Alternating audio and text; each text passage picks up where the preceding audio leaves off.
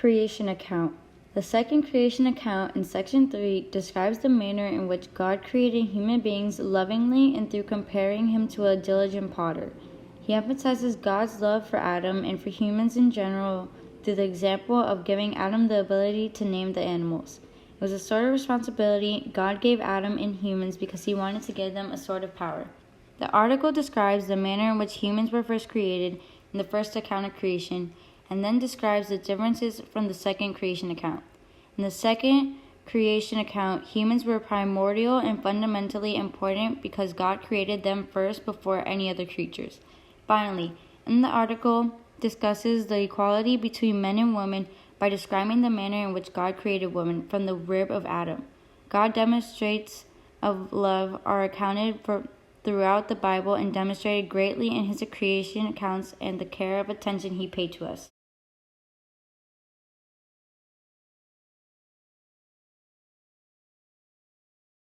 He created us in his image and likeness. God made us to resemble himself and act similar to his ways, but just not perfect like him. The founder of the Red Cross did the same when he made the Red Cross. His philosophy was to help people in need and give them the help they need to get back on their feet. In that effort, he made the Red Cross so whoever joined it will have the opportunity to help people in need just like he wanted to do.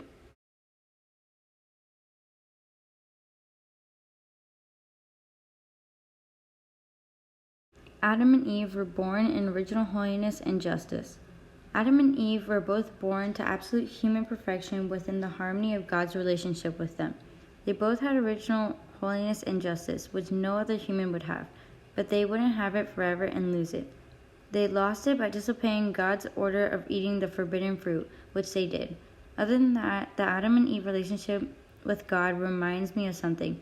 This reminds me of how the places where the Red Cross visits to. Those places wasn't how they once were before and are knocked down to their weakest point.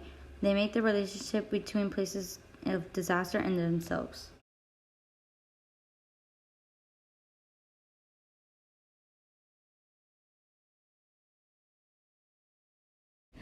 Modern day comparisons with theological truths. God bless the Sabbath day. In the Red Cross, wherever there is a disaster, the Red Cross would be there. As the Red Cross rushes to disaster zones, they bring supplies and medical help to support whoever they are, almost like a guardian angel. This reminds me of how God blesses the Sabbath.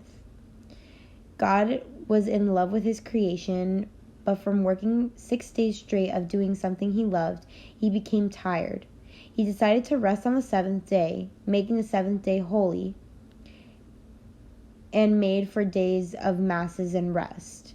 This is how the Red Cross chooses the places of disasters they help make their place back to how it was.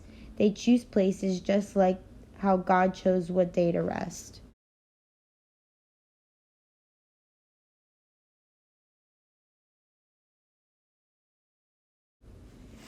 God had to work to make us, but he enjoyed working to create all of his good.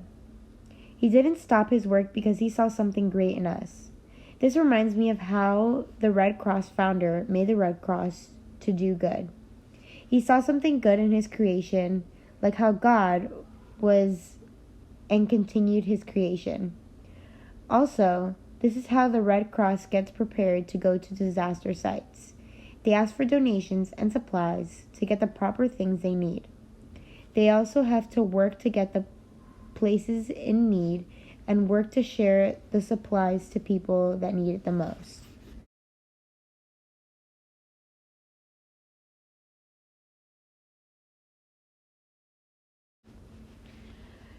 God made all humans with the same inalienable and equal dignities, which is etiology. The only differences between us humans would either be being man or woman. These differences remind us of how only select few places are in disasters and where the Red Cross goes. Not all places will need the help of the Red Cross. Whenever a place is hit by a hurricane or an earthquake, the Red Cross will go to those places of need to help.